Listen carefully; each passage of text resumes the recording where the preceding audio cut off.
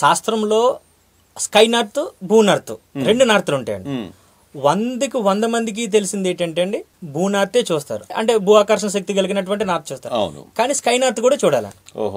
అంటే ఈ sky north ఎలా ఉపయోగపడుతుంది అంటే అండి, మీ ఇంటికి వచ్చి నేను వాస్తు చూసేటప్పుడు ఇది తూర్పు, ఇక్కడ వంటగది అట్టల ఆగ్నేయంలో నేను చెప్పడానికి నేను సరిపోనాను.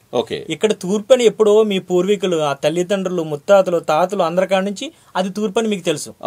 సో వంటగది ఆగ్నేయంలో పెట్టాలని తెలుసు. ఈశాన్యంలో నుయ్యి, ఆగ్నేయంలో పొయ్యి అనే వాస్తు శాస్త్రం అనేది కాదండి. వాస్తు అనేది సైన్స్ నిరూపించబడే అనేటటువంటి అంశం అండి అది.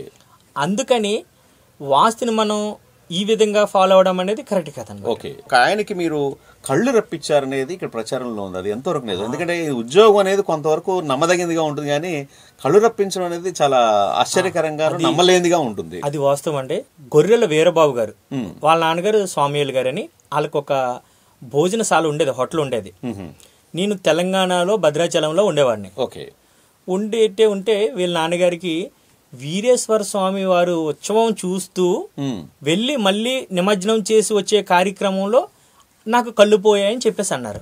అంటే దేవుని చివరిచారిగా అలా వెళ్తూ చూశానని మళ్ళీ వచ్చేటప్పుడు నాకు కళ్ళు పోయాయని చెప్పేసి అన్నారు. డాక్టర్ల దగ్గరికి వెళ్ళారు.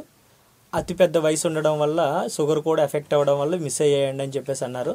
1, 2, 3 ఆపరేషన్లు కూడా చేయించారు. వీరబాబు గారికి బసవా సత్యబాబు గారు అని బియ్యం వ్యాపారి, ఆయనకి పరిచయం చేశారు. నాకు కావాల్సింది కూడా డబ్బు అనేది కాదు, ఫస్ట్ నా ఊరికి నేను నా విద్య ఉపయోగించాలని అనుకున్నాను. 41 రోజు టైం ఇవ్వండి, తల్లిపాలు, పొన్నగంట కూర రెగ్యులర్గా వాడించండి, ప్లస్ వాస్తే పనిచేస్తుంది. మీకు పూర్వీకుల నుంచి తీసుకున్న జ్ఞానం ప్రకారంగా నేను చెప్తున్నాను.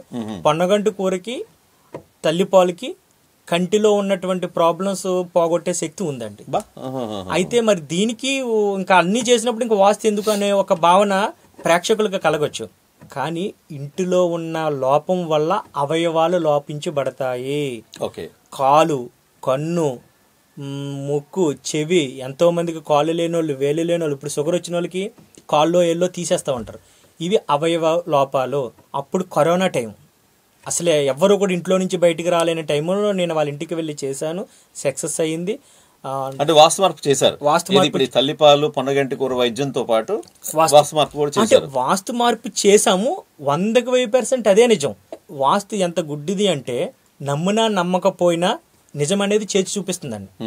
పంచభూతాలు అటు పని చేసుకుంటూ వెళ్ళిపోతాయి. అంత గొప్పది. కళ్ళు వచ్చే అద్భుతంగా ఉన్నారు. తర్వాత కొంతకాలానికి ఆయన మరణం అనేది సంభవించింది. వాళ్ళ అమ్మగారు కూడా నాకు మంచి బహుమతి ఇచ్చారు.